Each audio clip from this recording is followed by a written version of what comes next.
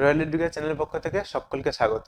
দেখো, আজ আমরা চলে এসেছি তোমাদের যে ক্লাসটির আলোচনায়, সেটি হচ্ছে তোমাদের একটা বাংলা ক্লাস। কোন ক্লাস? ক্লাস 10। ক্লাস 10 ক্লাস 10-এ আমরা যে রায়মার্টিন প্রশ্ন বিচিত্রার প্রত্যেকটা স্কুল ধরে ধরে আলোচনা করছি, তার 11 নম্বর স্কুলটির আলোচনা আজকে করব। তো দেখতে থাকো, বেশি কথা না বাড়িয়ে শুরু করছি প্রশ্নের আলোচনা। দেখো, প্রথম প্রশ্ন কি বলা আছে? আপনি কি ভগবানের চেয়েও বড়? একথা বলেছেন। কোথা থেকে নেওয়া হয়েছে? এটা বহুরূপী গল্পের অংশ। আপনি কি ভগবানের চেয়েও বড়, কথাটি কে বলেছে? কথাটি বলেছে বিরাগী। হুম, কাকে বলেছে? অবশ্যই জগদীশ বাবুকে বলেছে। কখন বলতো? যখন জগদীশ বাবু ওপরে রয়েছে এবং সিঁড়ির নিচে বিরাগীকে দেখতে পেয়ে বলেছে আসুন, তখন বিরাগী রেগে গিয়ে এই কথা বলেছে, আপনি কি ভগবানের চেয়েও বড়, নিচে নেমে আসতে পাচ্ছেন না? তাহলে বক্তা বিরাগী। পরের প্রশ্ন, আজ বাড়ি থেকে কোনো চিঠি পেয়েছেন নাকি? এই কথাটির বক্তা কে? কথাটির বক্তা হলেন তলোয়ারকর। কাকে বলেছেন তিনি? তিনি অপূর্বকে এই কথা বলেছেন। অপূর্বর অন্যমনস্কতা লক্ষ্য করে তিনি এই কথা বলেছেন। তাহলে আমরা এখান থেকে দুটো প্রশ্ন থেকে তিনটে তিনটে করে প্রশ্ন আলোচনা করে ফেললাম। কি? আজ বাড়ি থেকে কোনো চিঠি পেয়েছেন নাকি? বক্তাকে? বক্তা তলোয়ারকর। তিনি কাকে এই কথা বলেছেন? তিনি অপূর্বকে এই কথা বলেছেন। কেন বলেছেন? যখন অপূর্বের অন্যমনস্কতা তিনি লক্ষ্য করলেন, তখন তিনি এই কথা বলেছেন।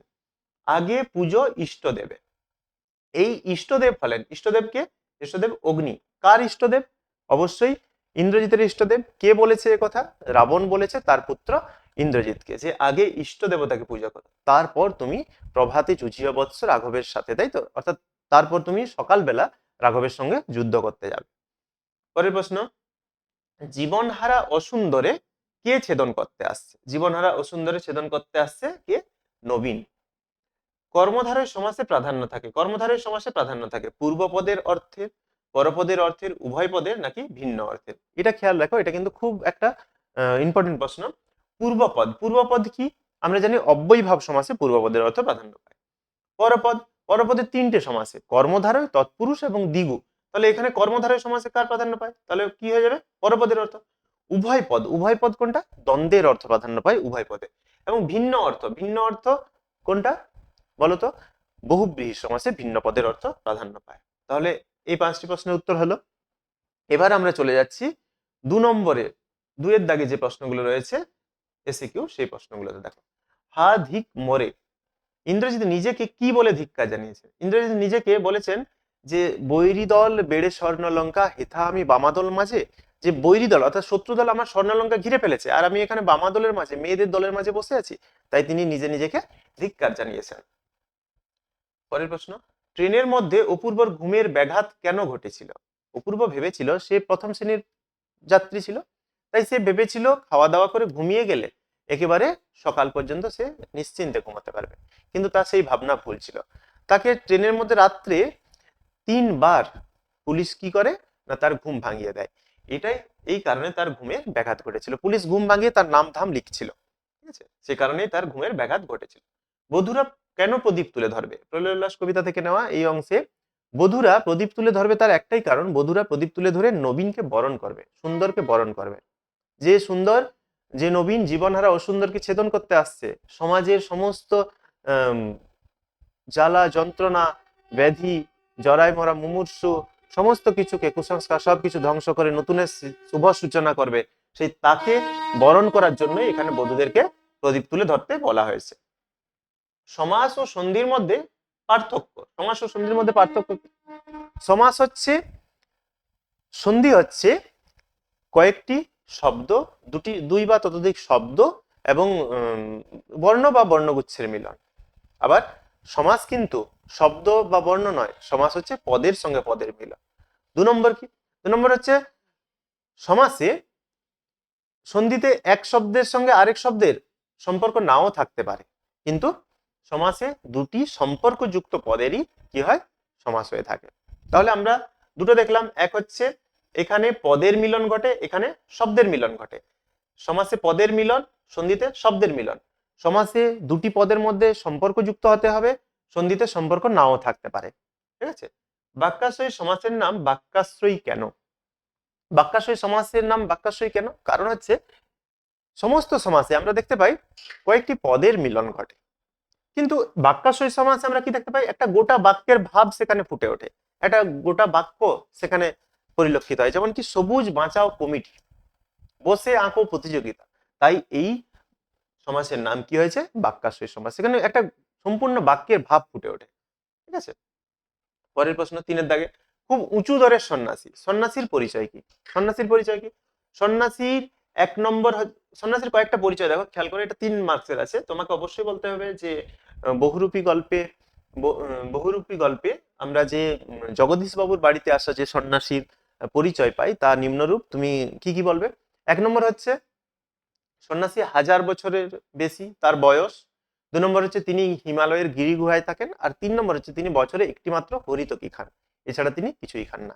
এই কারণেই তাকে খুব উঁচু দরের সন্ন্যাসী বলা হয়েছে, তিনি কাউকে পায়ের ধুলোও দেন না। পরের প্রশ্ন, হাই বিধি বাম মম প্রতি, বক্তা কে? এখানে বক্তাকে বিধি বাম মম প্রতি, অর্থাৎ বিধাতা ঈশ্বর আমার প্রতি বাম। এখানে বক্তা হলেন রাবণ। বক্তাকে রাবণ। তিনি এমন কথা কেন বলেছেন? তিনি এমন কথা বলেছেন তার একটাই কারণ, তা হচ্ছে, কে কবে শুনেছে পুত্র শিলা জলে ভাসে, কে কবে শুনেছে লোক মরি পুনঃ বাঁচে। এই যে দুটো লাইন, এই দুটো লাইনই হচ্ছে এর উত্তর। কি কেউ কি কোনোদিনও শুনেছে যে শিলা অর্থাৎ পাথর জলে ভাসছে বা মরা লোক পুনরায় বেঁচে উঠছে? তাহলে এই ঘটনাগুলো ঘটছে রাবণের বিপক্ষে, তাই তিনি মনে করেন যে বিধি তার প্রতি বাম বা রুষ্ট। পরের প্রশ্ন কি আছে দেখো, প্রলয়োল্লাস কবিতায় 4-এর দাগে দেখো, প্রলয়োল্লাস কবিতায় বিদ্রোহী কবি কাজী নজরুল ইসলাম ভয়ঙ্করের আগমনের যে বর্ণনা দিয়েছেন তার নিজের ভাষায় বর্ণনা করো। তোমাকে সম্পূর্ণ কবিতাটা এখানে গদ্যে ব্যাখ্যা করতে হবে। অবশ্যই বলবে যে বিদ্রোহী কবি কাজী নজরুল ইসলাম রচিত প্রলয়োল্লাস কবিতায় তিনি এক নবীন আম, এগিয়ে আসছেন বলে বর্ণনা করেছেন। সেই নবীনকে তিনি অনাগত, সেই নবীনকে তিনি সুন্দর, মহাকাল, নানান নামে তিনি অভিহিত করেছেন। তিনি এগিয়ে আসছেন কি বজ্রশিখার মশাল জেলে। তিনি তার যে আম, তার যে পতাকা, তার যে কেতন, সেটা কালবৈশাখী ঝড়ে উঠছে।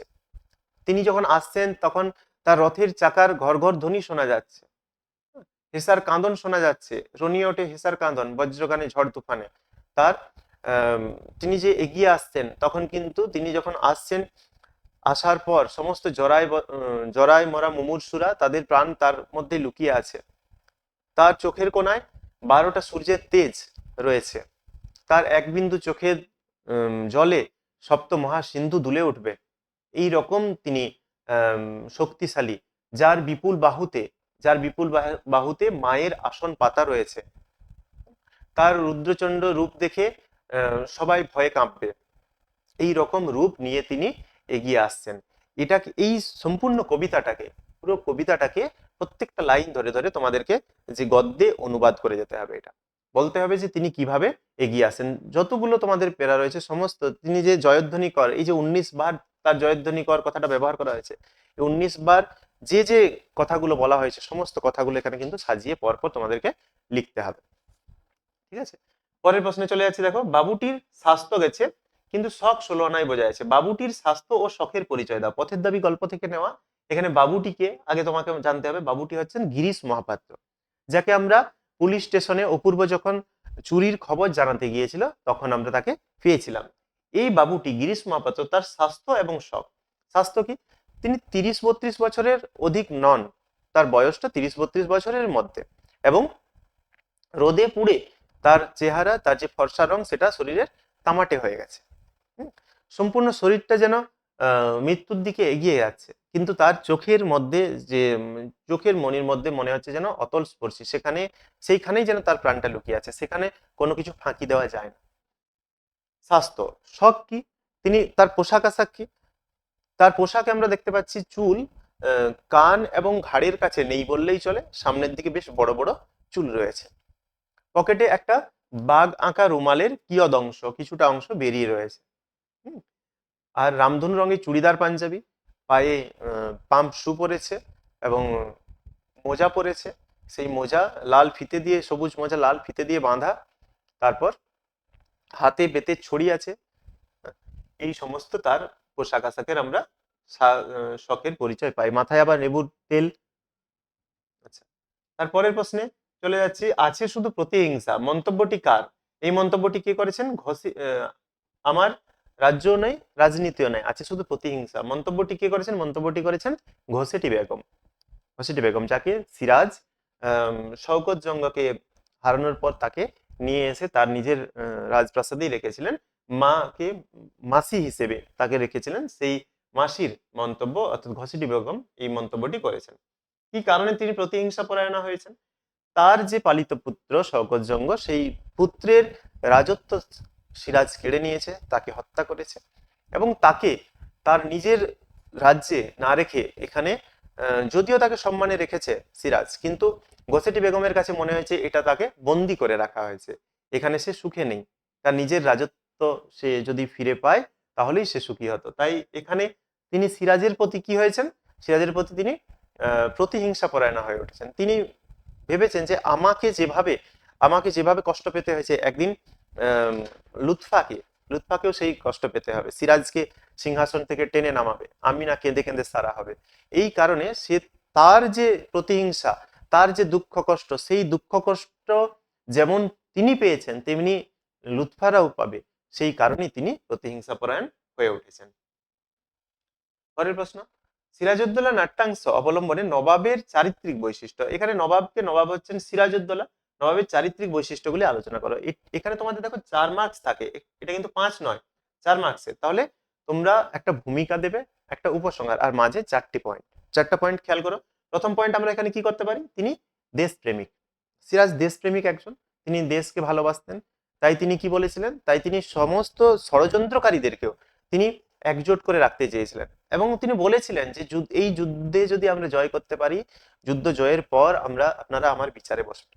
সেদিন যদি আমাকে সিংহাসনে নাও রাখেন, আপনারা যাকে সিংহাসনে বসাবেন আমি হৃষ্টমনে সিংহাসন ছেড়ে দেব এবং আমাকে যা শাস্তি দেবেন আমি তাই মেনে নেব। এই যে শত্রু জেনেও, ষড়যন্ত্রকারী জেনেও তাদেরকে তিনি একজোট করেছিলেন কেন? শুধুমাত্র বাংলার স্বার্থে, ইংরেজদেরকে পরাজিত করতে বাংলার স্বার্থে তিনি ষড়যন্ত্রকারীদেরকেও সঙ্গে নিয়েছিলেন। এ থেকে তার দেশপ্রেমের পরিচয় পাওয়া যায়। 2 নম্বর কি? 2 নম্বর সম্প্রীতি বোধ, তার মধ্যে একটা সম্প্রীতি বোধের পরিচয় পাওয়া যায়। তিনি হিন্দু বা মুসলমান কারো প্রতি তিনি পক্ষপাতিত্ব করেননি। তিনি বলেছেন আমি যা অন্যায় করেছি হিন্দুর কাছেও করেছি, মুসলমানের কাছেও পেয়েছি, এবং যা কষ্ট পেয়েছি হিন্দুর কাছ থেকেও পেয়েছি, মুসলমানের কাছ থেকেও পেয়েছি।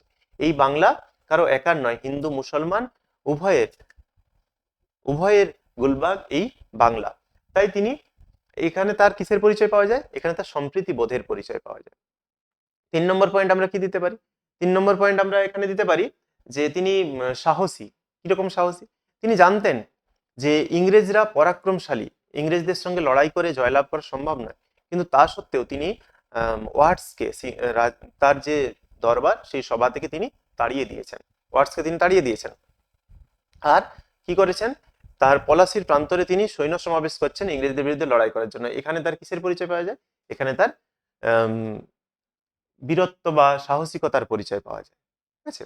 এছাড়া এছাড়া তিনি তার সৌহার্দ্যবোধ, তিনি মীর জাফরকে বলেছেন যে আপনি শুধু আমার সিপাহসালার নন, আপনি আমার পরম আত্মীয়।